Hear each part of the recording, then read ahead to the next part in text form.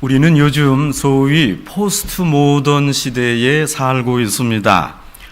모던, 근대 이후의 시대성을 말합니다. 시대 특징을 설명하는 용어는 당시의 일반적인 경향성을 담보합니다. 이성과 합리성을 강조했던 모던에 비해서 이제는 개별적인 성향과 각자의 상황을 강조하는 포스트 모던입니다. 포스트 모던 시대의 특징은 절대성이 약화되고 상대성이 강조됩니다. 그래서 절대주 하나님을 믿고 선포하는 기독교가 참으로 어려운 시대입니다. 기독교가 많은 공격을 받고 있습니다. 그 많은 종교 중에 왜 오직 기독교에만 구원이 있고 예수 그리스도만이 길이요 진리요 생명이라 할 수 있느냐? 그런 억측이 어디 있느냐? 타종교에도 구원이 있을 수 있고 타종교 신도 구원주가 될 수 있지 않느냐? 이런 말도 안 되는 상대성의 도전입니다. 그런 반면에 포스트 모던이 기독교를 잘 설명해 주는 부분도 있습니다. 여러분, 포스트 모던 특징 중에 하나는 개별성이요, 각자 상황입니다. 기독교 창조 원리가 포스트 모던 시대를 잘 설명합니다. 여러분, 목회를 할 때 배려심이 중요합니다. 목회를 수행할 때 절대적인 성향도 있지만 교인 각각의 사정과 또 그 내용을 아는 것, 교회의 특성을 고려할 때가 있습니다. 예수 그리스도는 주이시다. 예수님은 그리스도다. 이것은 절대적 명제입니다. 그러나 교인이 각각 다릅니다. 어느 교인에게는 연락하고 신방을 해야 하지만 어느 교인은 안 찾아가는 게 신방입니다. 개개인의 특별한 경우를 고려하고 교회마다 또 특수성을 감안해야 합니다. 두부모 자르듯 아주 공통적으로 어느 한 잣대로 재단할 수가 없습니다. 제 목회 경험을 비추어 봐도 교인을 잘 알고 판단하고 각 교인에 맞는 소위 맞춤 목회를 해야 합니다. 교인들마다 사정이 다르고 성향이 특별하기 때문입니다. 동일한 요소의 약도 이 사람에게는 잘 듣지만 저 사람에게는 듣지 않습니다. 오히려 부작용이 나는 것과 같습니다. 목회 서신은 목회자에게 교회를 이렇게 다스리고 교인을 이렇게 목회하라, 그런 내용을 다룹니다. 그래서 목회 서신은 그 서신마다 보내는 사람, 수신자마다, 받는 사람마다 사건과 상황적인 내용이 다 다릅니다. 그래서 목회 서신은 일종의 케이스 스타디입니다. 로마 교회에 있는 말이 고린도 교회에는 맞지 않습니다.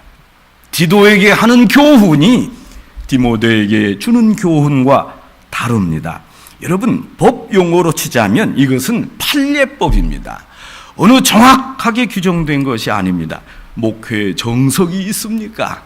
상황마다 사람마다 처방이 다르고 각가지 환경마다 다르게 대처하는 것이 목회적 방침이기 때문에 그렇습니다.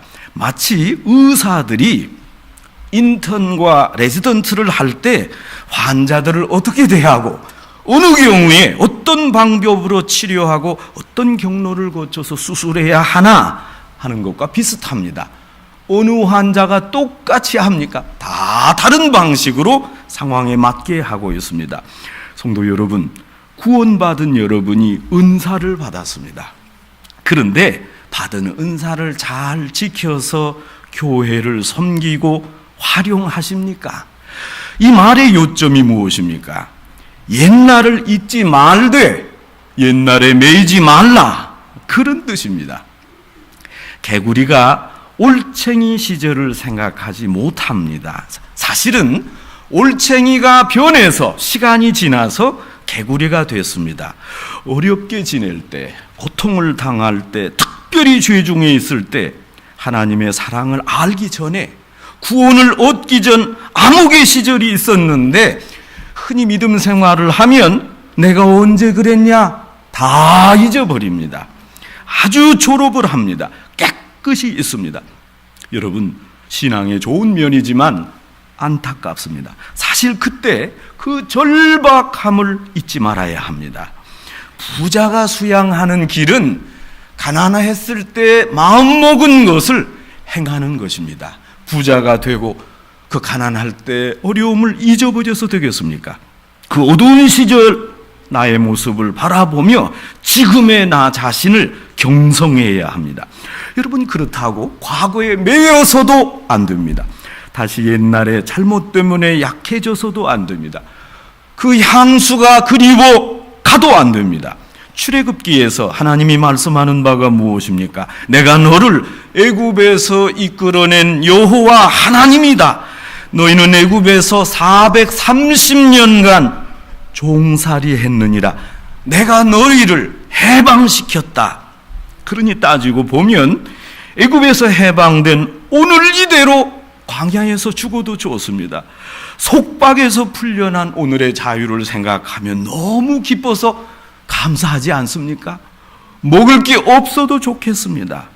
그때 애굽을 생각하면 지금 광야 방황 고생이 아닙니다. 고로 애굽을 잊지 말라. 애굽에 매이지도 말라.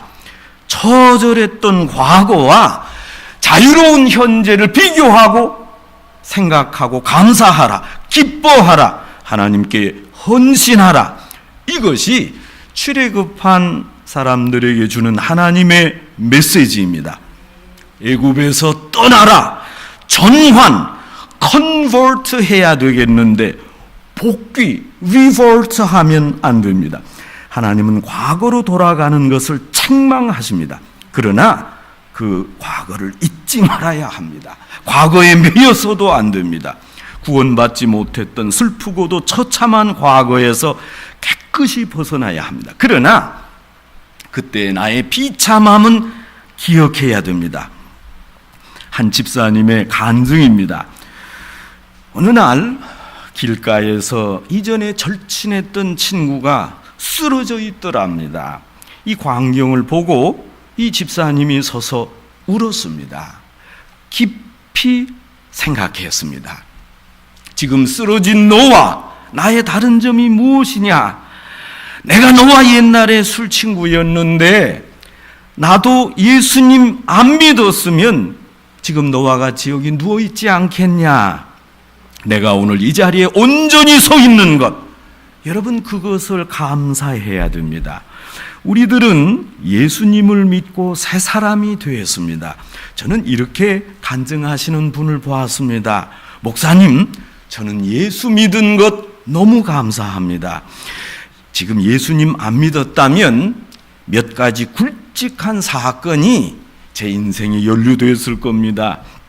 정신 못 차리는 구제불능하고 몹쓸 인간 됐을 겁니다. 예수님 믿은 덕에 제 생활과 가정과 사업까지 새로워졌습니다. 교회 나오는 게 이렇게 감격스러울 수가 없습니다. 어떻습니까? 이분은 과거와 현재를 잘 비교하고 있습니다. 오늘 성경에 구원받지 못한 때 올챙이 시절의 상태가 등장합니다. 어리석은 자, 순종하지 않은 자, 속은 자, 각색 정욕과 행락의 종노릇한 자. 여러분, 사실 과거 하나님을 만나기 전에 우리가 다 이런 사람이었습니다. 나는 깨끗했습니다. 그러나 비슷합니다. 여기 과거 사람들의 공통점은 노예입니다. 향락의 노예입니다. 그럴 수밖에 없었습니다. 향락에 찌들어 사는 사람들을 보면, 가만히 보면 향락이 좋아서 그런 게 아닙니다. 처음에는 좋았을는지 모릅니다. 그래서 향락을 또 하고 지속했습니다. 그러는 사이에 벌써 인이 박혔습니다. 이미 향락에 중독됐습니다. 그래서 헤어나오지 못하는 겁니다. 정욕과 향락의 종로로 타다가 이제는 완전 노예가 되었습니다. 악독과 투기에 열중했고 가증스러운 자로 서로 미워했습니다. 지금 바울이 너희들이 본래 그러했다, 출애굽 전에 그리고 살았다, 이렇게 설명하고 있습니다. 그러는 상태에서 하나님의 자비하심으로 우리를 구원해 주셨습니다. 하나님이 우리에게 나타내신 사랑 중에 가장 큰 사랑의 표현은 예수님을 보내주신 것입니다. 인간을 구원하기 위해 독생자를 이 땅에 보내셨습니다. 더 큰 사랑은 우리를 구원하시기 위해서 십자가에 죽게 하셨습니다. 그래서 구원의 날이 이미 벌써 왔습니다. 문제는 구세주를 내가 수용하느냐 수용하지 않느냐입니다. 여러분, 기독교는 이렇게 참으로 편리한 신앙 구조를 가지고 있습니다. 가서 3,000배를 할 필요도 없고 무슨 큰 업적을 낼 필요도 없습니다. 그때 하나님께서 우리를 불러서 주의 자녀가 되게 하셨습니다. 결국 하나님과 사람의 관계가 개선됐습니다. 모든 이들이 이전에 하나님을 두려워했으나 예수 그리스도로 말미암아 사랑의 하나님을 다시 만나게 되었습니다. 하나님은 자비로우십니다. 사랑의 하나님이십니다. 예수님을 믿기에 우리는 하나님을 감히 아버지라 이렇게 부르게 되었습니다. 오늘 성경에 긍휼로 말미암아 하는 표현이 있습니다. 이것은 하나님의 수직적 사랑을 말하는 것입니다. 불쌍히 여기는 마음, 그 높으신 하나님이 우리를 불쌍히 여기심으로 구원해 주시고 의롭다 여겨주신 그 마음입니다. 여러분, 여기에서 의롭게 여긴다,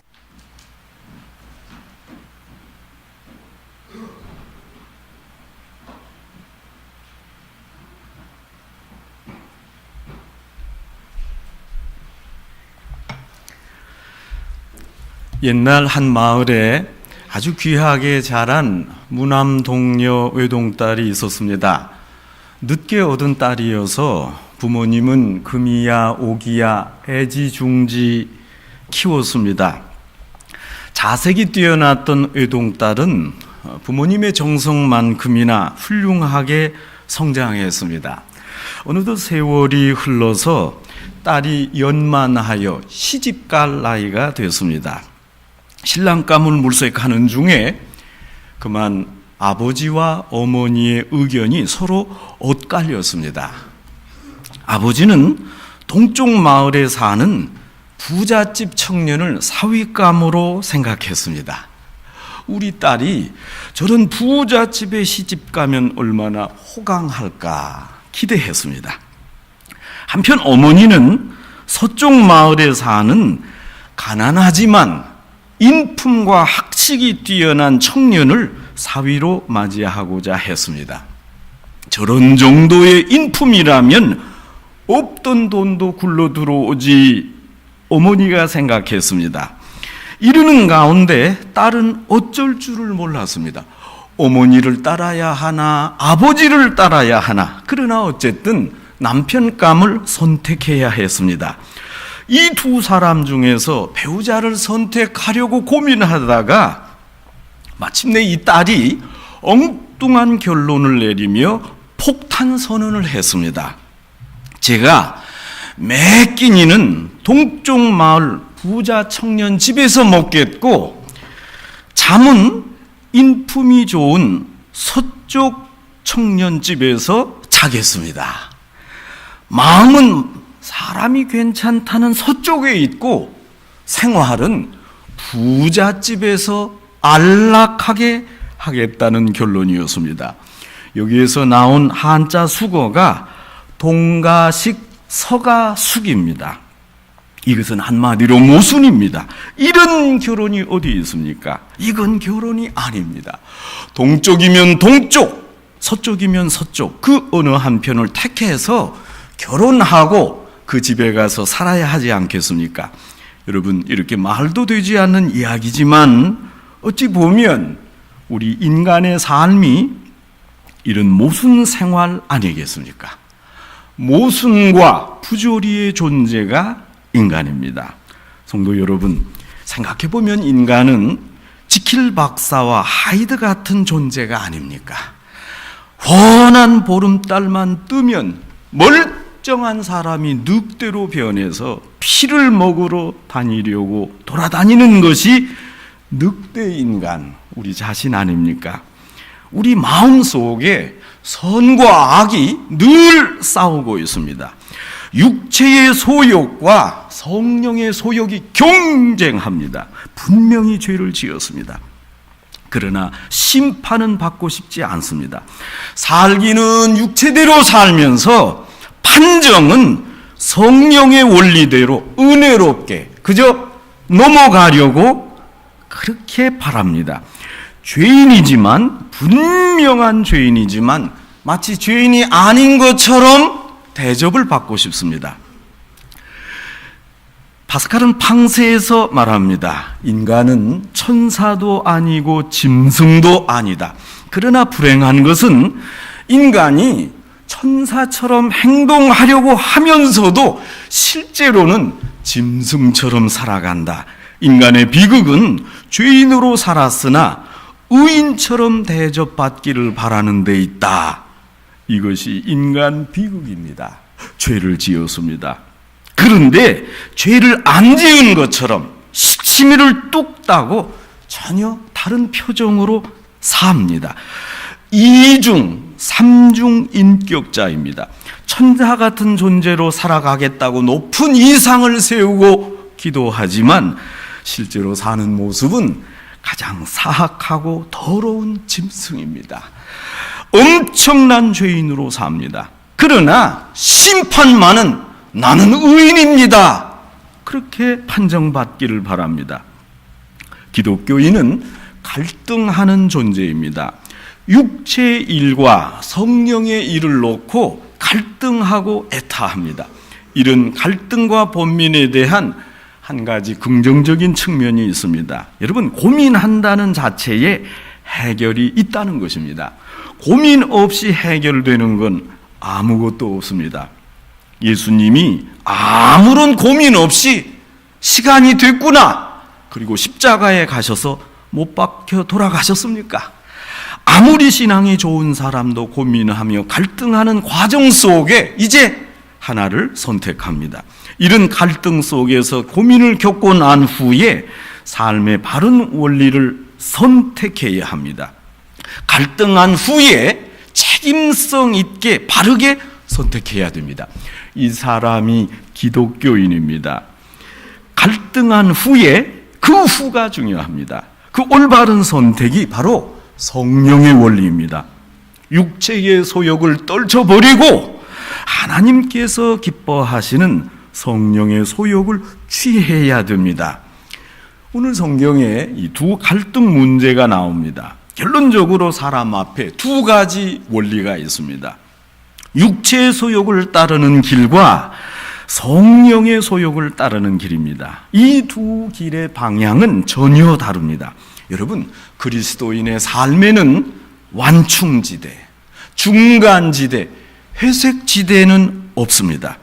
육체의 소욕과 성령의 역사, 그 둘 중에 하나입니다. 왜 흑백 논리냐 할 수가 없습니다. 극과 극입니다. 이것이냐 저것이냐 둘 중에 양자택일만 있을 뿐입니다. 마귀가 아니면 성령에 속한 사람입니다.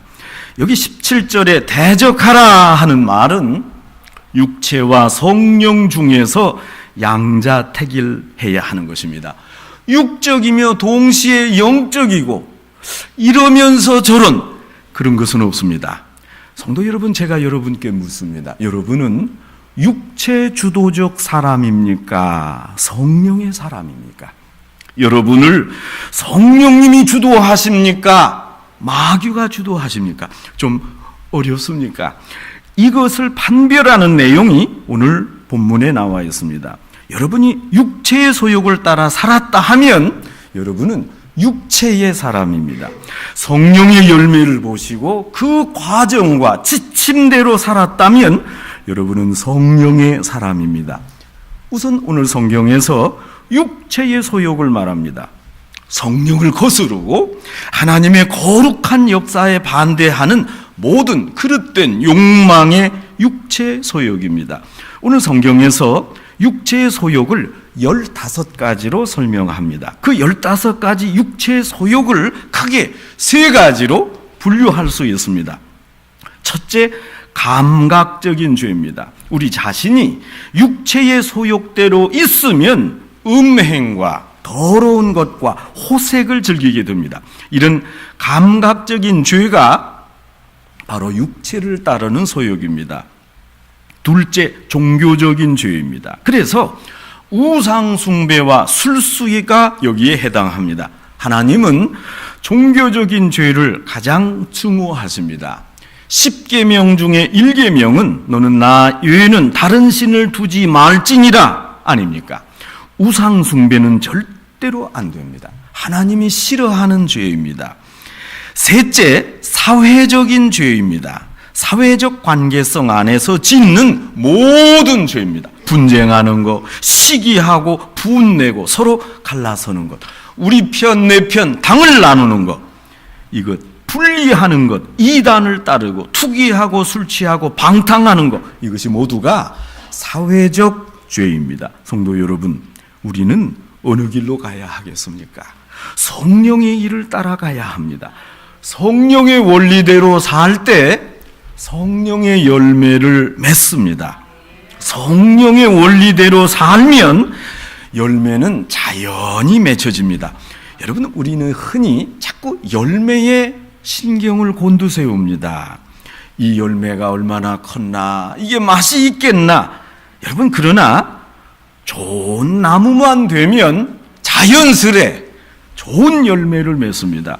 성령 충만한 삶을 살면 성령의 열매를 맺습니다. 반대로 성령님을 모시지 않고 살면 열매가 맺히지 않습니다. 그러므로 회개하고 준비하고 성령님을 모셔야 됩니다. 오늘 성령에 나타난 성령의 9가지 열매 역시 3가지로 구분할 수 있습니다. 첫째, 하나님 앞에서 기독교인이 가져야 할 마음의 자세, 사랑과 희락과 화평입니다. 사랑과 희락과 화평은 명사가 아니라 동사성 명사입니다. 이대로 해야 됩니다. 실천해야 됩니다. 빌리 그레암 목사님이 이런 말씀을 하셨습니다. 우리는 사랑을 실천하는 크리스찬입니다. 우리에게 2손이 있습니다. 한 손은 받는 손이고 한 손은 주는 손입니다. 그래서 우리는 통로입니다. 여기에 남기면 안 됩니다. 우리 존재는 저장 창고가 아니라 이 손으로 들어왔다가 이 손으로 베풀어지는 통로일 뿐입니다. 기쁨 중에 사랑을 베풀어서 우리가 화평한 관계를 이루어야 합니다. 멋진 말 아닙니까? 둘째, 이웃과의 관계에서 필요한 덕목, 오래 참음과 자비와 양선입니다. 인내로 이웃을 이해하고 자비로 이웃을 감싸주고 양선으로, 선으로 이웃을 섬겨야 됩니다. 여러분, 이웃을 섬기려면 내가 겸손해져야 됩니다. 내 중심적이 아니라 관계 중심적이 되어야 합니다. 이런 재미난 조사가 있습니다. 1940년대 한 미국의 언어학자가 각국 지도자들의 연설 중에 그 1인칭을 얼마나 많이 쓰는가 분석한 적이 있습니다.